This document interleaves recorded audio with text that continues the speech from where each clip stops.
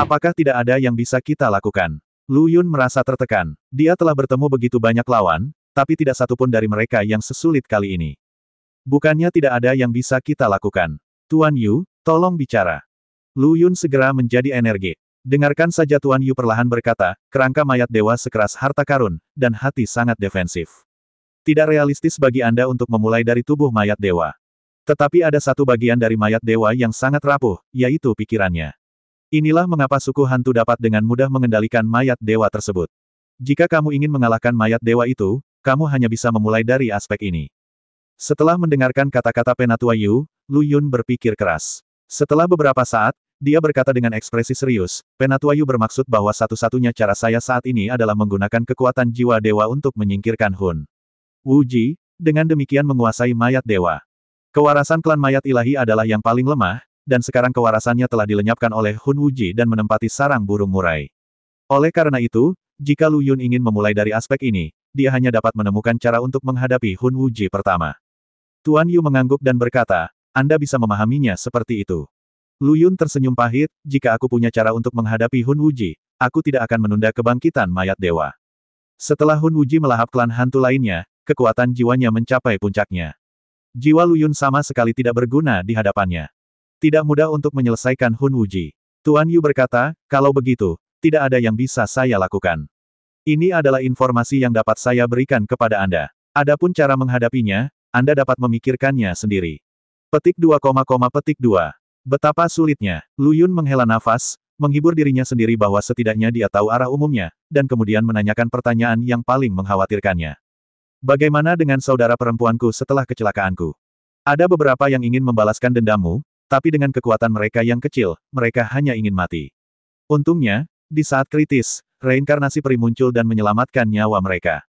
Itu Suster King Cheng. Lu Yun sedikit lega saat mendengar bahwa saudara perempuannya baik-baik saja. Penatua Yu berkata, jangan terlalu cepat bersukacita. Tubuh roh peri yang bereinkarnasi belum tumbuh dan tidak dapat menahan kekuatan roh peri. Bahkan jika Anda menyelamatkan beberapa saudara perempuan Anda, situasi selanjutnya tidak akan optimis. Selain itu, klan hantu telah merilis berita, memungkinkan semua kekuatan di Kunlun untuk berpartisipasi dalam pengejaran. Menurutmu, berapa banyak orang di Kunlun yang berani melanggar keinginan klan hantu? Mendengar ini, cahaya dingin melintas di mata Lu Yun. Tuan Yu berhenti sejenak dan berkata, sebenarnya, saat ini, saya tidak akan menyembunyikan beberapa hal lagi. Anda hanya perlu mendengarkan. Tolong katakan, fisik Anda istimewa. Saya tidak bisa menjelaskannya secara detail, tetapi saya dapat memberitahu Anda beberapa informasi umum dan bagian-bagian tata letak ini yang bermanfaat bagi Anda. Apakah Anda akhirnya akan membantu diri Anda sendiri mengatasi keraguan Anda? Lu Yun kaget dan memohon pada Tuan Yu untuk melanjutkan. Tuan Yu berkata, setelah mengalami begitu banyak hal, Anda seharusnya bisa merasakan ada permusuhan yang kuat dalam darah Anda, bukan? Lu Yun mengangguk dengan tergesa-gesa, ini mirip dengan membudidayakan iblis. Bahkan ada beberapa kali saya ragu apakah saya secara tidak sengaja memasuki jalur iblis. Ini bukan kebetulan, kamu adalah seorang kultivator iblis.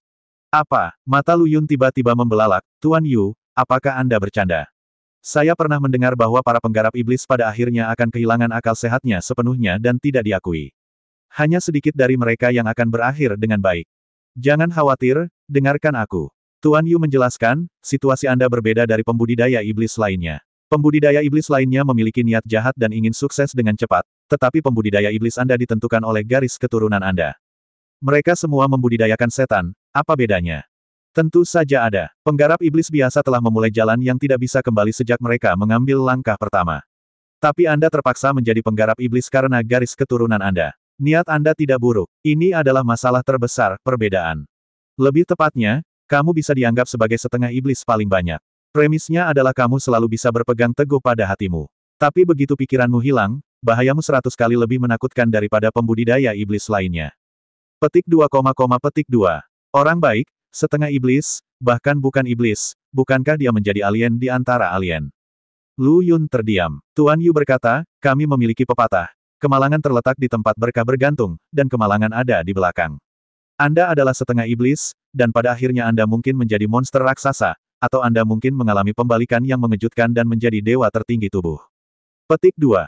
Tubuh dewa tertinggi. Ketika Lu Yun mendengar 4 kata ini, jiwanya gemetar hebat. Penatua Yu berkata dengan penuh arti, jika Anda benar-benar mencapai titik itu, semua klan mayat dewa dan reinkarnasi roh abadi harus menyerah di bawah kaki Anda. Kedengarannya sangat menarik. Haha, premisnya adalah kamu bisa bertahan sampai saat itu. Bagaimanapun, garis keturunanmu telah sangat mengancam status beberapa kekuatan besar. Lu Yun tiba-tiba merasakan hawa dingin menjalari tubuhnya, dan hatinya menjadi dingin.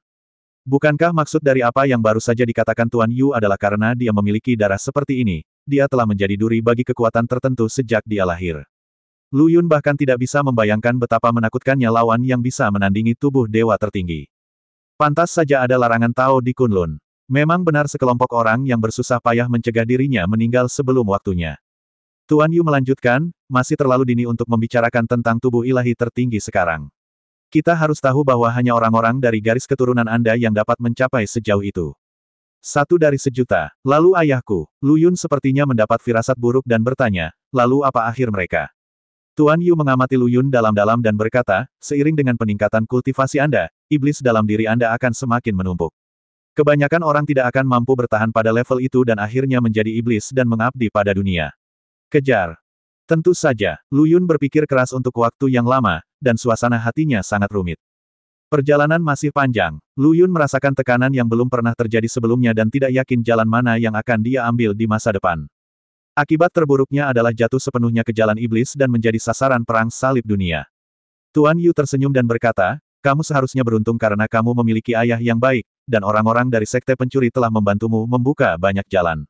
Mereka telah bersusah payah untuk membantumu mempersiapkan formasi iblis batiniah. Arai setan hati. Tuan Yu mengangguk, kekerasan darah pada orang seperti Anda terlalu kuat. Semakin jauh Anda melangkah, semakin mudah mempengaruhi suasana hati Anda. Jika Anda tidak bergantung pada bantuan eksternal, hampir tidak mungkin untuk bertahan dari iblis batiniah kesengsaraan sendirian. Petik 2. Mata Lu Yun berbinar, jadi, kamu membuat permainan catur sebesar itu hanya untuk membantuku selamat dari kesengsaraan iblis batiniah. Bisa dibilang begitu. Tuan Yu berhenti sejenak dan kemudian berkata, tentu saja, kita harus memiliki tujuan kita sendiri dalam melakukan ini. Jika Anda cukup beruntung untuk selamat dari kesengsaraan iblis batin dan mencapai tubuh dewa tertinggi, kita akan memiliki tugas yang sangat penting kepadamu. Misi apa? Lu Yun bertanya dengan rasa ingin tahu. Tuan Yu menggelengkan kepalanya, saya tidak bisa memberitahu Anda saat ini. Kekuatan Anda saat ini terlalu lemah. Saya khawatir memberitahu Anda tentang misi sebelumnya akan membuat Anda takut sampai mati. Sangat menakutkan. Lu Yun mengerutkan kening, lalu merentangkan tangannya, karena kamu berkata begitu, itu pasti bukan tugas yang baik, jadi aku akan berbaring dan berhenti. Lu Yun ingin menggunakan ini untuk mengancam Tuan Yu, memintanya untuk memberitahukan semua rencananya sebelumnya, dan dia tidak ingin digiring lagi. Saya pikir Tuan Yu akan marah, tetapi dia tidak mengalami perubahan suasana hati sama sekali, dan berkata dengan tenang, terserah Anda. Ketika Tian Suzi menyeret saya ke dalam permainan, saya merasa rencananya tidak realistis. Jika Anda tidak punya nyali untuk mengikutiku hari ini, jika kamu bertarung melawan para dewa dan mayat, aku bahkan tidak akan repot-repot menemuimu. Yu tua, aku salah. Lu Yun hanya bisa meminta maaf tanpa daya ketika seseorang yang terbaring menemukan sesuatu yang rusak. Tuan Yu melirik Lu Yun dan mendengus dingin di dalam hatinya, wah, kamu mempermainkanku. Saat aku ditipu oleh rubah tua dari sekte pencuri, kamu masih sebutir telur. Tuanmu adalah Tian Xuanzi, kan? Tuan Yu tiba-tiba bertanya. Ketika dia menyebut pendeta Tao tua itu, Lu Yun menjadi marah dan berkata, saya tidak memenuhi syarat untuk menjadi muridnya. Hal sebesar itu terjadi dan saya bahkan tidak melihat hantu. Apakah kamu menyalahkan dia karena tidak datang untuk menyelamatkanmu? Ini yang kamu katakan, itu tidak ada hubungannya denganku. Hehe, Tuan Yu tertawa 2 kali dan dengan sengaja meninggikan suaranya dan berkata, ketika saya keluar dari Kunlun, saya melihat para biksu Tao itu, yang sedang menonton pertunjukan menggunakan gambar Tao dengan penuh semangat. Menonton pertunjukan. Aku hampir kehilangan nyawaku, tapi mereka masih punya waktu untuk menonton pertunjukan. Itu keterlaluan. Lu Yun menjadi semakin marah. Tuan Yu memandang Lu Yun sambil bercanda dan berkata, sebenarnya, kita tidak bisa menyalahkan mereka. Seharusnya Tian Suzi memberitahu mereka sesuatu sebelumnya untuk mencegah mereka ikut campur. Ini Tian Suzi lagi. Lu Yun tiba-tiba menjadi sangat tertarik pada paman yang dia hanya mendengar namanya tetapi tidak pernah melihatnya, dan berkata, saya mendengar dari guru Tao tua bahwa Tian Suzi sudah gila. Benarkah? Itu benar. Tuan Yu menghela nafas, dengan tatapan yang terlihat sedikit nostalgia, Tian Suzi menggunakan Taoisme untuk mencampuri nasibmu dan ketujuh gadis itu. Ini harus dianggap sebagai hukuman dari surga. Jadi kamu selama ini mengikuti permainan catur yang dibuat oleh orang gila. Lu Yun berkata tidak percaya. Tuan Yu tersenyum dan berkata, Tian Suzi cukup dapat diandalkan sebelum dia menjadi gila, dan Taoismenya begitu mendalam sehingga dia adalah salah satu yang terbaik di dunia spiritual.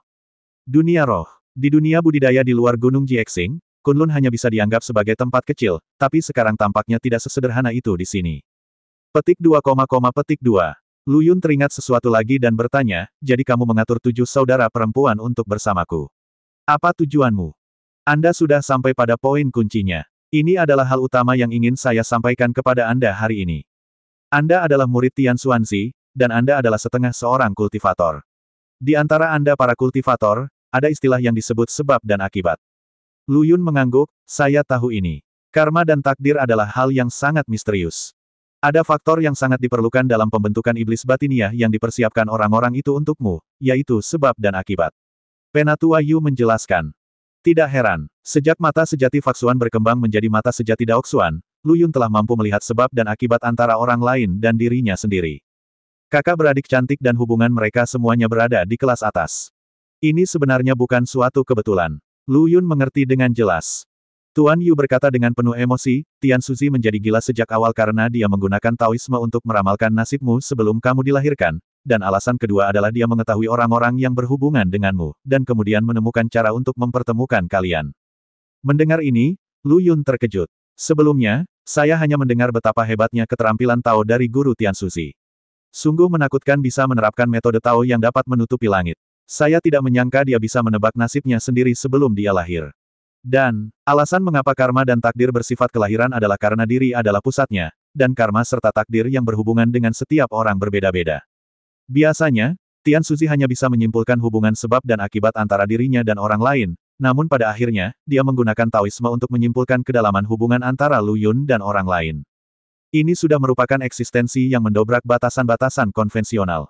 Pantas saja dia dihukum oleh surga. Sulit bagi Lu Yun untuk tidak kagum. Tuan Yu menghela nafas dan berkata, batas Tao Tian Suzi hanya dapat ditebak pada angka 7. Dengan bantuan takdir Tao mereka, kami menekan bencana bawaan Anda. Bencana bawaan macam apa? Lu Yun tercengang. Penatua Yu berkata dengan heran, bukankah aku baru saja memberitahumu bahwa masalah dengan garis keturunanmu akan menyebabkan bencana bawaan sebelum kamu berumur 5 tahun. Jika kamu tidak mengandalkan takdir untuk menekannya, itu pasti akan membawa bencana bagi orang-orang di sekitarmu. Bencana bawaan. Lu Yun sepertinya memikirkan sesuatu, dan suasana hatinya tiba-tiba tenggelam ke dasar. Ekspresi Lu Yun tiba-tiba berubah. Bencana bawaan. Ini akan membawa bencana bagi orang-orang di sekitar Anda. Mungkinkah ibunya adalah? Lu Yun menunjukkan sedikit rasa sakit. Jika ibunya benar-benar meninggal karena kemalangan bawaannya, dia mungkin tidak akan bisa memaafkan dirinya sendiri selama sisa hidupnya. Tuan Yu melihat perubahan pada ekspresi Lu Yun dan bertanya, ada apa? Kamu memiliki simpul di hatimu. Dalam situasimu, kamu tidak boleh memiliki simpul di hatimu, jika tidak maka akan meletakkan dasar bagi iblis batiniah di masa depan, kesengsaraan. Lu Yun berkata dengan getir, dulu aku mengira ibuku meninggal karena ayahku, tapi hari ini aku mendengar apa yang dikatakan Tuan Yu. Apakah kamu curiga kamu membunuh ibumu? Bukankah begitu? Tuan Yu terdiam beberapa saat dan berkata dengan nada serius, saya juga telah mendengar tentang masalah itu. Saya tidak begitu jelas tentang detailnya, tetapi saya dapat memberitahu Anda dengan jelas bahwa bencana ibumu bukan disebabkan oleh Anda. Dan, siapa yang memberitahumu bahwa ibumu sudah meninggal? Tubuh Lu Yun bergetar dan dia berkata dengan emosional, Tuan Yu, maksud Anda ibu saya belum meninggal. Tetapi saya mendengar dari kakek dan bibi saya bahwa mereka melihat kecelakaan ibu saya dengan mata kepala sendiri, dan saya juga melihat batu nisannya. Petik 2. Lelucon. Betapa banyak orang biasa yang tidak tahu apa-apa. Jika reinkarnasi dari roh abadi mati begitu saja, ia tidak akan mendominasi dunia atas selama bertahun-tahun. Tuan Yu mencibir begitu saja. Dengarkan kata-katanya. Lu Yun tercengang. Jiwanya bergetar hebat dan napasnya menjadi sangat cepat. Untuk waktu yang lama, wajahnya memerah dan dia berkata, maksudmu, ibuku masih hidup, dan, seperti Sister King Cheng, dia adalah reinkarnasi peri. Berita ini tidak diragukan lagi sangat mengejutkan Lu Yun. Pada saat yang sama, itu juga merupakan ekstasi tertinggi. Selama ibunya masih hidup, Lu Yun tidak peduli bagaimana kondisi ibunya. Tuan Yu menjelaskan, ada 2 jenis tubuh reinkarnasi peri. Salah satunya adalah reinkarnasi peri, yang artinya tidak membawa kekuatan peri apapun. Ibumu termasuk dalam kategori ini. Jenis lainnya adalah reinkarnasi dari roh peri. Ketika yang muda lahir, kekuatan peri dari kehidupan sebelumnya tersegel di dalam tubuh. Seiring dengan kemajuan budidaya, kekuatan peri ini secara bertahap akan bangkit. Adikmu itu termasuk dalam jenis ini. Sebenarnya ibumu memang mengalami musibah saat melahirkanmu. Tubuh fisiknya dianggap mati, namun roh peri di tubuhnya diambil oleh ayahmu. Menurut tebakanku, ayahmu pasti sedang mencari cara untuk membangkitkan ibumu selama bertahun-tahun, yang disebut pembentukan kembali fisik. Kebangkitan, bentuk kembali tubuh. Kata-kata mengejutkan Yu Lao memicu gelombang besar yang belum pernah terjadi sebelumnya di hati Lu Yun, yang sulit untuk ditenangkan untuk waktu yang lama. Yu tua, Lu Yun memandang lelaki tua bungkuk di depannya dengan penuh rasa terima kasih, saya sudah menebak bahwa Anda memiliki status yang luar biasa, tetapi saya tidak menyangka bahwa Anda benar-benar tahu banyak. Terima kasih telah memberitahu saya hal ini. Kamu tidak perlu berterima kasih padaku. Hal-hal ini seharusnya diberitahukan kepadamu oleh orang-orang dari sekte pencuri. Sayangnya, mereka juga terpengaruh oleh hukuman surga dan tidak berani mengungkapkan terlalu banyak kepadamu. Lalu kenapa Tuan Yu? Tuan Yu tertawa menghina dan berkata, saya bukan seorang biksu. Saya tidak memiliki pantangan. Saya dapat mengatakan apapun yang saya inginkan. Satu-satunya hal yang saya khawatirkan adalah jika saya memberitahu Anda beberapa rahasia mendalam terlalu dini, itu akan mempengaruhi keadaan Anda, pikiran. Lu Yun diam-diam mengacungkan jempolnya, Yu Lao sungguh luar biasa. Tuan Yu memandang Lu Yun ke samping dan berkata, jangan menyanjung saya. Yang paling Anda khawatirkan saat ini adalah bagaimana menangani mayat dewa itu. Di samping itu, kamu harus lebih memperhatikan orang-orang yang memiliki hubungan mendalam denganmu, dan berusaha memenangkan hati mereka sebanyak mungkin. Saat kamu mengaktifkan formasi iblis batin di masa depan, kamu akan membutuhkan dukungan mereka. Lu Yun bertanya dengan heran, apakah 7 tidak cukup? Kuharap semudah itu. Tuan Yu mencibir, alasan mengapa Tian Suzi memilih 7 adalah karena keterbatasan Taoismenya. Dia hanya dapat membantu Anda menemukan ketujuh ini, dan Anda masih harus mengandalkan diri sendiri untuk sisanya. Penggarap lain di sekte Anda tidak memiliki metode Tao sekuat Tian Suzi, jadi pada dasarnya mereka tidak dapat mendeteksi sebab dan akibat Anda. Bagi saya, tidak perlu bicara lebih banyak. Saya seorang alkemis dan saya tidak mengerti Taoisme sama sekali, jadi tidak ada yang bisa membantu Anda dalam masalah ini. Lu Yun menarik napas dalam-dalam dan bertanya, berapa banyak orang yang perlu ditemukan, Tuan Yu, tahukah Anda? Saya tidak tahu. Semakin banyak semakin baik. Semakin banyak berkah yang bisa Anda peroleh, semakin tinggi kemungkinan Anda berhasil menyingkirkan iblis dalam diri Anda. Pada titik ini, ekspresi Tuan Yu tiba-tiba menjadi sangat serius. Dia memandang Lu Yun dengan cermat dan berkata, dengar, nak, kami telah membayar terlalu banyak untuk spanduk ini. Jika Anda tidak dapat melihatnya, kami dapat, ini seperti sungai darah. Kamu adalah bagian dari harapan yang muncul dari gunung mayat dan lautan darah, jadi kesengsaraan iblis batinia harus berhasil. Jika tidak, semua usaha kita tidak hanya sia-sia, tapi kita juga telah menciptakan troll yang mengerikan dengan tangan kita sendiri. Kita semua akan menjadi pendosa bagi rakyat jelata.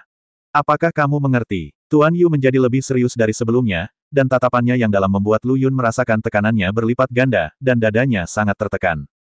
Dia hanyalah seorang pemuda yang bermimpi menemukan orang tuanya dan hidup bahagia bersama ketujuh saudara perempuannya. Tapi apa yang dikatakan Tuan Yu kepadanya hari ini tidak diragukan lagi membuat Lu Yun menyadari betapa besar keberanian yang dia bawa di pundaknya. Aku hampir kehilangan nafas. Saya mengerti, Tuan Yu, Anda telah membuka jalan bagi saya, dan saya tidak akan pernah mengecewakan Anda. Tidak peduli betapa sulitnya jalan di depan, saya akan selalu maju dengan tegas. Saya harap begitu. Tuan Yu berjinjit dan menepuk bahu Lu Yun, berkata dengan penuh arti, sebelumnya saya khawatir bahwa Anda tidak efektif, tetapi sekarang tampaknya Anda hanya bersenang-senang. Saya menantikan penampilan Anda di masa depan. Di samping itu, Old Yu tiba-tiba mundur selangkah, dan tulang-tulangnya berderak keras. Dalam sekejap mata, dia berubah dari lelaki tua pendek bungkuk menjadi lelaki kuat setinggi Lu Yun. Jika kamu berani menggunakan citra Xiao Huohuo untuk mengejekku lagi, aku pasti akan membuatmu sengsara. Lu Yun tertegun sejenak, lalu berkata sambil tersenyum masam, saya tidak berani lagi. Mau tidak mau aku bergumam dalam hatiku, kamu telah mengubah image-mu tetapi kamu tidak dapat mengubah caramu berbicara. Kamu masih menyebut dirimu, orang tua. Menurutku, kamu harus terus mempertahankan image sempurna dari seorang tua bungkuk pria. Selamat tinggal, nak. Setelah Tuan Yu selesai berbicara, dia berbalik dan pergi dengan tenang, melambaikan tangannya dan mengubah bentuk tubuhnya. Tidak lama kemudian, gambaran lelaki tua pendek bungkuk itu dipulihkan kembali. Melihat punggung yang perlahan bungkuk, Lu Yun berkata lagi dengan penuh rasa terima kasih, Tuan Yu, terima kasih. Saya akan membalas kebaikan Anda hari ini. Saya pasti akan membalasnya di masa depan. Ada kemungkinan, jika suatu hari, Gunung Jiesing dibuka kembali, aku ingin kamu membantuku. Jiesing San dibuka kembali. Saya tidak tahu apakah Tuan Yu mengucapkan kata-kata ini dengan sengaja, yang langsung membuat Lu Yun terbangun dari mimpinya. Ya, Jie Xing San dibuka kembali. Tombolnya ada di penjara jiwa naga. Di dalam penjara jiwa naga, selain tombol yang membuka gunung Jie Xing, juga terdapat 9 jiwa naga darah. Lu Yun pernah ke penjara jiwa naga 2 kali sebelumnya. Pertama kali saya pergi ke sana, saya menemukan rahasia penjara jiwa naga. Sayangnya, saya tidak mendapatkan manik-manik darah pemurni jiwa pada saat itu, jadi tidak ada yang bisa saya lakukan dengan jiwa naga darah itu. Ketika dia pergi ke sana untuk kedua kalinya, Lu Yun sudah memiliki senjata ajaib di tangannya dan ingin memurnikan jiwa naga darah itu. Namun akhirnya menyerah. Karena jiwa naga darah itu mengatakan bahwa ada 2 tingkat formasi yang bercokol di bawah pilar naga. Tingkat pertama adalah saklar yang membuka gunung Jiexing, dan tingkat kedua adalah formasi kuno. Pada saat itu, Lu Yun khawatir jika gunung Jiexing dibuka, tatanan kultivator yang ada di Kunlun akan terkena dampak yang parah. Jadi dia menyerah. Selain itu, jiwa naga darah juga mengatakan bahwa ada beberapa hal menakutkan yang ditekan dalam formasi kuno kedua. Mengenai apa itu, bahkan mereka tidak tahu. Anggap saja dari waktu ke waktu, Anda bisa merasakan suasana mencekam di bawah. Lu Yun tidak berani bertindak gegabah lagi. Tapi sekarang, untuk menangani mayat dewa, Lu Yun hanya bisa mencoba lagi. Jika salah satu jiwa naga darah bisa dimurnikan, jiwa Lu Yun pasti akan meningkat drastis, dan itu akan cukup untuk menghadapi Hun Wuji. Selama Hun Wuji terselesaikan, mayat dewa secara alami tidak lagi menjadi ancaman. Segalanya sepertinya sudah ditakdirkan. Mungkin Paman Tian Suzi telah menemukan rahasia kuno penjara jiwa naga, jadi dia meminta ayahnya untuk menempatkan mata formasi yang membuka gunung Jiexing di bawah penjara jiwa naga. Lu Yun sekali lagi merasakan secara mendalam sifat menakutkan dari Taoisme Tian Suzi. Itulah masalahnya. Dia harus pergi ke penjara jiwa naga lagi. Setelah terinspirasi, Lu Yun sadar dan ingin mengucapkan terima kasih lagi kepada Tuan Yu, tapi dia tidak terlihat. Karakter yang menarik. Lu Yun tahu bahwa Tuan Yu pasti sengaja menyebutkan masalah ini. Di permukaan, dia berkata bahwa dia akan membiarkan Lu Yun memikirkan solusinya sendiri, tetapi pada akhirnya, dia mengubah pendekatannya dan menunjukkan arah kepada Lu Yun. Percakapan hari ini dengan Tuan Yu jugalah yang membantu Lu Yun menyelesaikan banyak keraguan dalam pikirannya. Yang paling penting adalah, Lu Yun tahu bahwa ibunya masih hidup, yang berarti akan ada kesempatan bagi keluarganya untuk bersatu kembali di masa depan.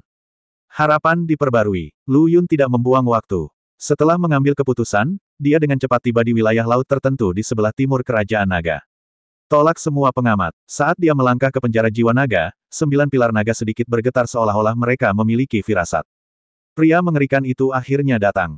9 jiwa naga darah berteriak bahwa mereka sedang bernasib buruk.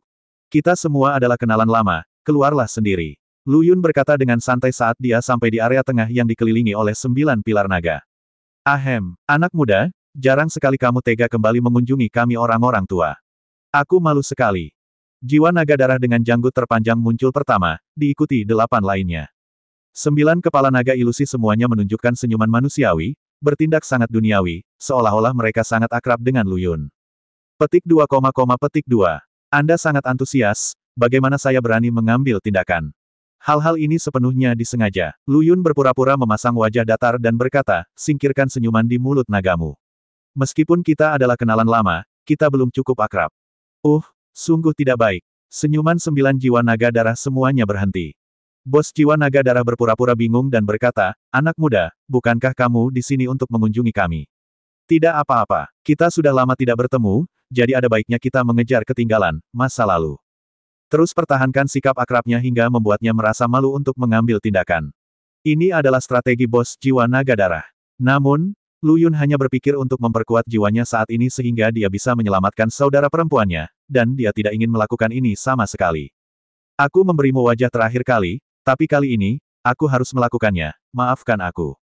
Melakukan apa? Memperbaikimu. Lu Yun memamerkan kartunya. Ekspresi semua jiwa naga tiba-tiba berubah. Sungguh. Apa yang seharusnya terjadi, datanglah.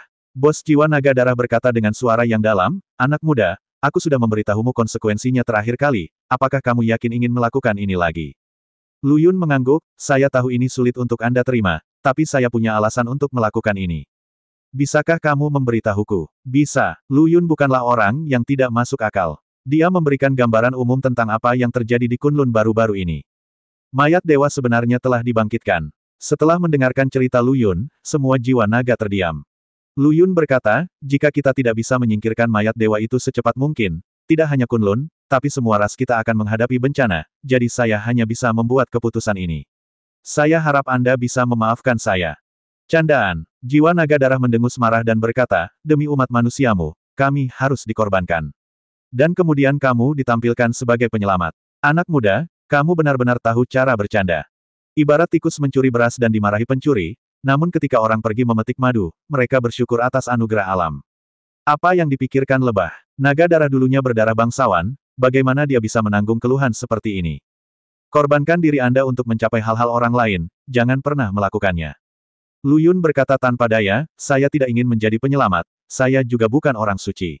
Itu sebabnya saya memiliki motif egois. Malapetaka ini terkait dengan keselamatan beberapa kerabat terdekat saya, jadi saya hanya dapat membuat sedikit kesedihan dari mereka.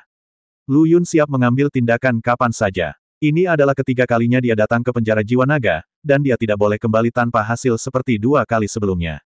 Jiwa naga darah. Ini adalah kemenangan yang pasti. Sehat. Pada saat ini, bos jiwa naga darah tiba-tiba menghela nafas dan berkata, itu saja, anak muda, karena kamu bersikeras melakukan ini, aku bisa mengorbankan diriku untukmu. Saudaraku, apa maksudmu? Ketika 8 jiwa naga darah lainnya mendengar ini, mereka langsung menjadi cemas. Bos jiwa naga darah berkata tanpa daya, sejak kita terjebak di sini, hasilnya sudah hancur. Bukannya kita belum pernah melihat kekuatan dan tirani umat manusia sebelumnya. Karena pemuda ini bertekad untuk melakukan ini, kami hanya bisa menerima nasibnya dan tidak memiliki kemampuan untuk melawan sama sekali. Terlebih lagi, dengan darah yang mengalir di tubuhnya, dia bahkan lebih mendominasi daripada manusia biasa. Kami tidak punya pilihan, kata bos jiwa naga darah dengan nada yang sangat tragis. Lu Yun bertanya dengan heran, dapatkah kamu mengetahui bahwa garis keturunanku berbeda? Kami sudah merasakannya saat kamu pertama kali datang ke sini. Kalau tidak, bagaimana kamu bisa menerima nasibmu begitu mudah? Karena aku tahu perlawanan tidak ada gunanya, aku memutuskan untuk mengorbankan diriku untukmu. Aku harap kamu bisa melepaskan 8 saudara laki-lakiku. Ada beberapa hal kuat yang ditekan di bawah area ini. Saya tidak berbohong kepada Anda. Jika saya dikorbankan, akan ada celah dalam formasi kuno, tetapi dampaknya tidak akan terlalu besar. Selama 8 saudara laki-lakiku masih di sini, formasi pada dasarnya relatif stabil. Bahkan jika formasi kuno benar-benar terkoyak, akan ada waktu penyangga yang lama. Jadi tolong setujui permintaanku, kata bos jiwa naga darah dengan tulus. Lu Yun mengangguk dan berkata, selama kamu mau bekerja sama, kekuatan jiwaku seharusnya hampir cukup, dan tidak perlu memurnikan saudara-saudaramu. Itu bagus. Saudaraku, jangan bingung. Manusia itu pengkhianat. Mungkin setelah kamu berkorban, dia akan terus memurnikan kita. Lao Liu, apa maksudmu dengan ini? Mungkinkah jika anak manusia ini setuju untuk tidak memurnikan kami, kamu dapat menyaksikan kakakmu berkorban dengan tenang, bukan? Aku tidak bermaksud begitu. Aku hanya ingin membujuk kakak tertuaku agar tidak bersikap impulsif. Saudaraku, aku yang termuda di sini. Kecerobohankulah yang mengungkap semua orang, jadi akulah yang paling pantas untuk dikorbankan. Jiu tua, keluar dari sini, ini bukan giliranmu yang mengambil keputusan di sini. Oke, berhentilah berdebat. Bos dari Blood Dragon Soul berbicara, sebenarnya, saya membuat keputusan ini karena saya lelah tinggal di tempat ini. Saya tidak ingat kapan kita mulai terkurung di tempat hantu ini. Ribuan tahun, puluhan ribu tahun. Tidak ada siang hari di sini. Kita hidup dalam kebingungan sebagai jiwa, tapi dalam arti tertentu, kita sudah mati. Pengorbanan ini semacam kelegaan bagiku. Saudara laki-laki. Jiwa naga ingin mengatakan sesuatu yang lain, tetapi bos jiwa naga darah telah berubah menjadi pelangi berdarah dan bergegas menuju Lu Yun. Anak muda, lakukanlah. Tidak ada beban psikologis apapun. Anggap saja itu membantuku menghilangkannya secepat mungkin. Suara bos jiwa naga darah sekeras guntur. Terima kasih. Lu Yun berkata dengan penuh rasa terima kasih, dan pada saat bos jiwa naga darah masuk ke dalam tubuhnya, dia dengan cepat menjalankan manik-manik darah pemurni jiwa. Berdengung. Jiwa naga darah begitu besar sehingga menyebabkan lautan jiwa Lu Yun bergetar terus-menerus saat dimurnikan. Dan jiwanya berkembang pesat dengan kecepatan yang sangat mengerikan. Seluruh proses berlangsung 3 hari 3 malam. Ketika lautan jiwa berhenti bergetar, jiwa naga darah yang awalnya besar telah menjadi lebih kecil dari ukuran lengan bayi, tergeletak dengan tenang di tengah lautan jiwa. Ini adalah bentuk awal jiwa naganya. Lu Yun berhenti memurnikan, dan butiran darah pemurnian jiwa berhenti berputar. Meskipun ukuran bos jiwa naga darah telah menyusut 10.000 kali lipat, kesadarannya masih ada. Dia bertanya dengan heran, mengapa kamu berhenti? Aku hanya perlu menyempurnakan sebagian besar kekuatan jiwa nagamu, tidak perlu menghilangkan kewarasanmu sepenuhnya. Aku akan mengingat kebaikanmu. Setelah bencana ini selesai, perlahan-lahan aku akan mencari kesempatan untuk menebusnya. Kemudian kamu akan bisa tumbuh lebih kuat lagi. Jadi kamu hanya perlu tinggal di lautan jiwaku untuk saat ini. Saat kamu dewasa lagi di masa depan, kamu bisa memilih untuk tinggal atau pergi. Suara Lu Yun bergema di lautan jiwa, menyebabkan tubuh bos jiwa naga darah bergetar hebat, dan dia berkata dengan tidak percaya, apakah kamu benar-benar bersungguh-sungguh dengan apa yang kamu katakan? Itu benar sekali. Jika kamu berbohong, kamu akan mati dengan baik. Lu Yun berjanji dengan tegas. Bos jiwa naga darah tercengang. Saat ia memutuskan untuk berkorban, ia sebenarnya siap secara mental untuk dilenyapkan oleh Lu Yun. Karena keberadaannya yang seperti itu, maka kecerdasan terkandung dalam bentuk awal, dan bentuk awal juga merupakan kekuatan yang besar. Dengan sifat manusia yang egois dan serakah, mereka pasti tidak akan melepaskan kekuatan tersebut dengan mudah. Namun, Lu Yun tidak menyempurnakan bentuk awal dari bos jiwa naga darah, tetapi membiarkannya mempertahankan kewarasannya, dan sangat mungkin untuk tumbuh lebih kuat di masa depan. Jika bos jiwa naga darah dibandingkan dengan seorang kultivator manusia, Lu Yun hanya melahap budidayanya, tetapi belum menghancurkan fondasinya, yang secara alami tidak akan mempengaruhi pembangunan kembali di masa depan. Alasan mengapa bos jiwa naga darah begitu bersemangat adalah karena ia terjebak dan dikurung di penjara jiwa naga, dan tidak ada gunanya bahkan dengan budidaya semacam itu. Sekarang ini setara dengan menggunakan kultivasinya sendiri untuk mendapatkan tubuh bebas. Kesepakatan ini bagus untuk 10.000 yuan. Itu benar-benar membebaskan diriku. Bos jiwa naga darah sangat bersemangat sehingga dia tidak bisa menahan diri untuk tidak bertanya, anak muda, saya ingin tahu mengapa kamu melakukan ini. Kenapa? Siapa aku, Lu Yun? Apakah aku perlu punya alasan untuk melakukan sesuatu? Lu Yun mengatakannya dengan bercanda, tapi kemudian menambahkan dengan serius, sebenarnya, tidak semua manusia serakah seperti yang Anda katakan. Beberapa orang mencari keuntungan, dan beberapa mengikuti keinginan mereka sendiri. Saya termasuk yang terakhir. Bos jiwa naga darah sangat terkejut dengan kata-kata Lu Yun, dan tidak bisa tidak memuji, kata yang bagus, dengan kepribadian, saya menyukainya.